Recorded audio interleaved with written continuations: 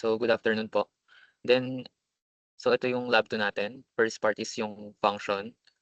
So, first part, mali dito is yung function XX since ayun nakalagay sa libro but supposedly YY siya since di naging consistent throughout the code. Nakita natin YY to, YY rin 'to.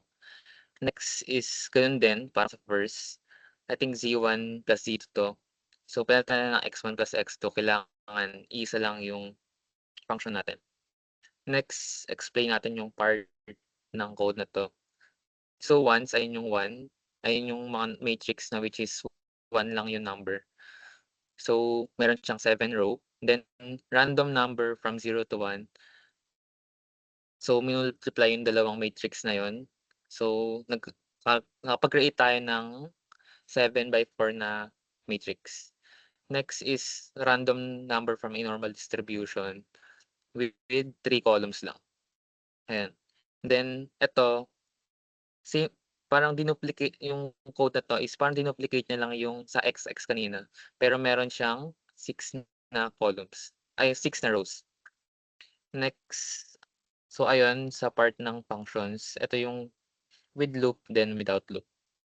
Next for vectorization, random number again from a normal distribution with 6 rows and 3 columns.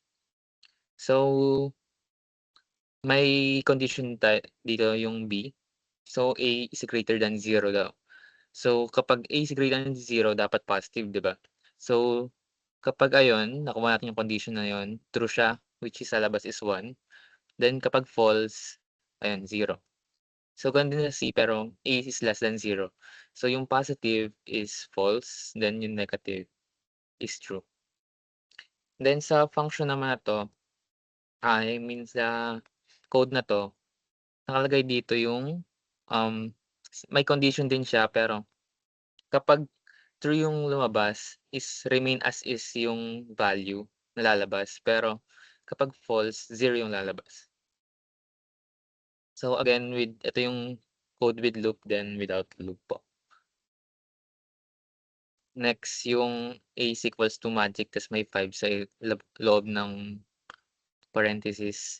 So yung sum lang ng, row niya and column is the same lang. Dun ito yung A natin, nakuha natin yung determinant niya. As well yung trace ayun yung sum ng diagonal. Then nakuha rin natin yung inverse, as well as the eigenvalue ng matrix. Then eto naman, kinopy ko rito yung A. Then, eto yung finlip natin from left to right. So ito yung A natin, yung nakuha natin kanina from yung A equals to magic. Ito yung nasa left yung 17, pero nung flinip na natin siya from left to right, napunta na siya dito sa right yung 17. As well yung 11, nandito na siya. Then ito naman is na-flip up from up to down.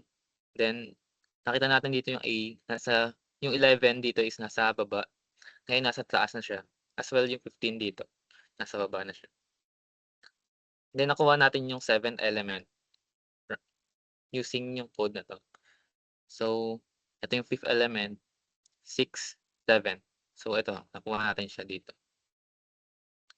Then nakuha rin natin yung sum of the elements across the third row of the matrix, which is equals to 65, as well yung sum of the elements across the third column of the matrix. Ayan, na-prove natin yung kanina, yung sum ng, ah, row as well as the column pare-pareho lang.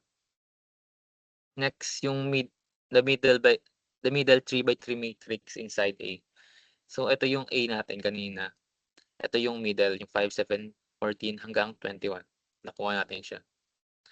Next naman is yung 10 by 10 matrix na which is yung element ng rows and columns is hindi magdu-duplicate. So, wala siyang kaparehong elements. Yun, 1 to 10, 1 to 10. As well rin yung mga nasa gitna, hindi siya umulit. So, ayun na yung A natin. So, nakuha natin yung adjoint ng A. Ito siya. As well as yung sum ng, second to 8 element ng third row. Ito yung row, yung 3, then second to 8 element. So, equals to 49 yun. Then ito naman sum ng 3rd to 9th element ng 6 column, which is equals to 37. And nakuha rin natin yung truncated ng A, which is 1 to 7, then 1 to 8. So, yun lang po. Thank you.